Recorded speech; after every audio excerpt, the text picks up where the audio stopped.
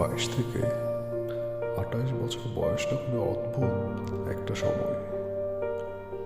এই সময় দেখবেন কারো বিয়ে হয়ে যাচ্ছে, কেউ জীবন নিয়ে খুবই স্ট্রাগল করছে, কেউ হঠাৎ করে এই কম বয়সে সফলতা দেখা পাচ্ছে, আবার কেউ কিছু করতে না পেরে খুবই হতাশ হয়ে যাচ্ছে। কেউ এই বয়সে পুরো সংসার চালাচ্ছে, কেউ বা খুব ফুর্তিতে জীবন কাটাচ্ছে। যাকে ছোট থেকে উচ্ছৃঙ্খল মনে হতো সেও এই বয়সে খুব দায়িত্বশীল হয়ে যাচ্ছে।